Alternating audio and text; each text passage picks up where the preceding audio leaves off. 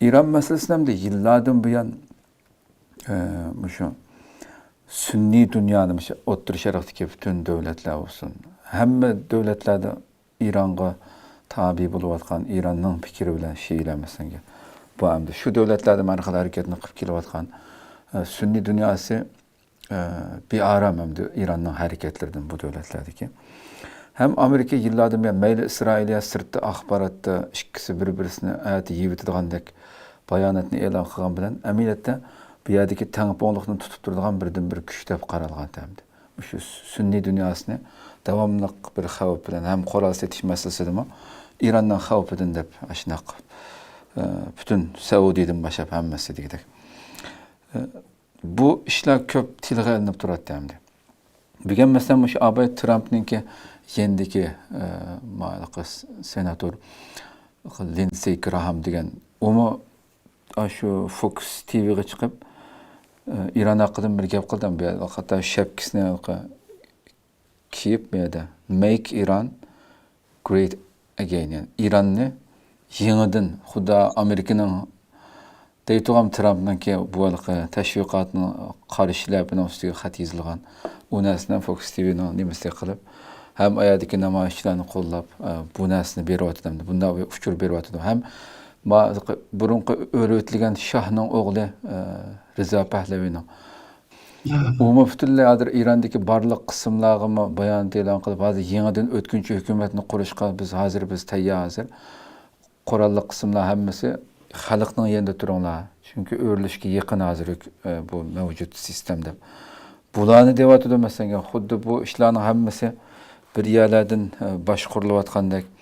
Siz kimde şunda bir Sünni dünyasını tengponluq tutup duruş için İsrail'e keyindi bu teşhidiki quruq gap bu bayanat elan qilib qo'ygan bir-birisine düşman deganlar. Sizce yo'qitib o'tib İran'ni aşina bir sistemden kelish ihtimali yaqin mı yani bu biraz yiroqdek ko'rindi bir tarafdan qaraganda.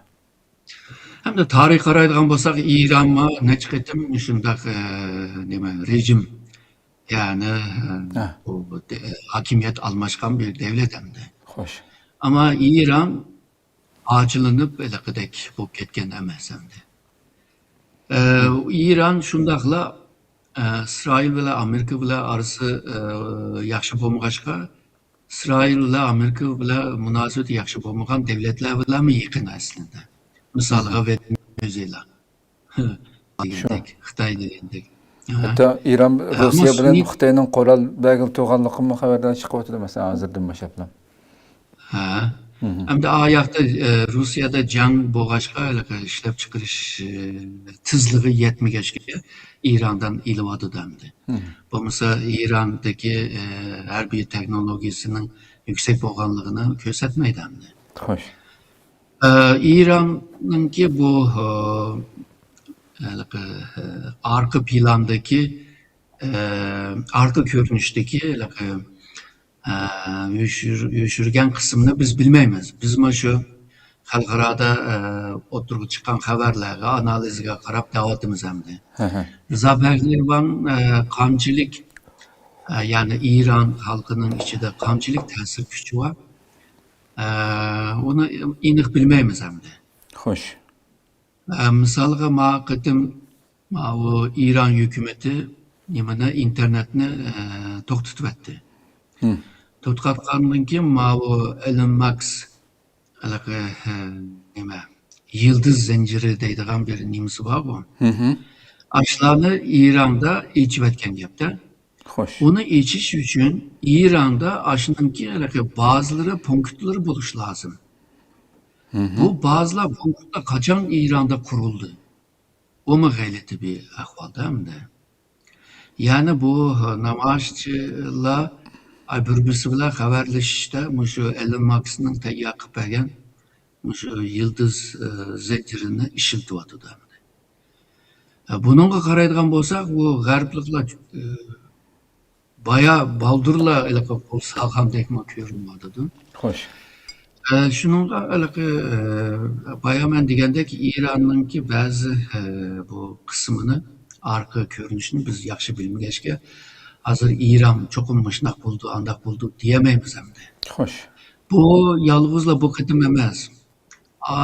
Bir neçə yıl evvelme İran'da yana müşündaq bir vakalar çıqqandı.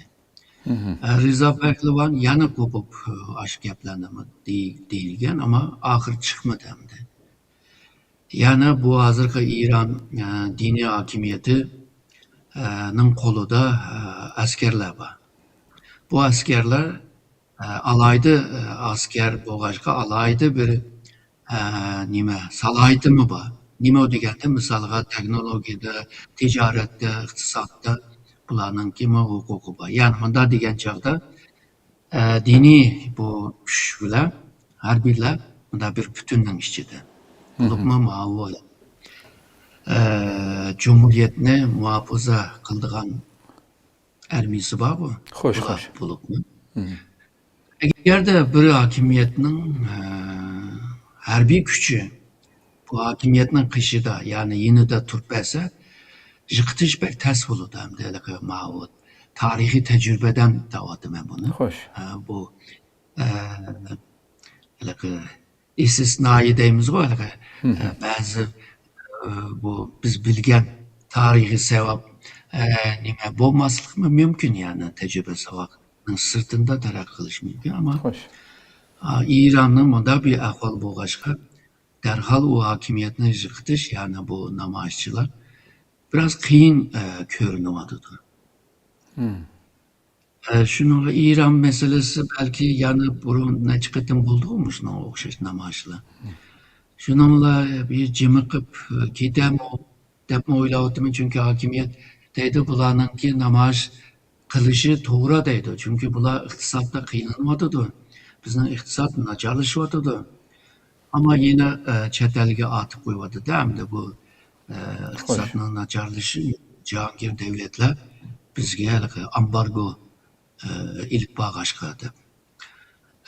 Aslında yaxshi boshqarilmagan bir halimi bor, Venezuelaga o'xshaydigan bir ahvolmi bor, ama bu xatolik bu hakimiyetni yiqitadi degan bir gapni deyishmi biroz qiyin bo'lyapti.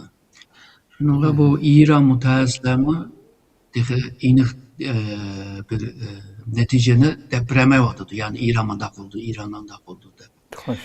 Şunu meseleni yani bir mezgil küstüş lazım deb o'ylayman bu. Xo'sh, xo'sh. Xo'sh.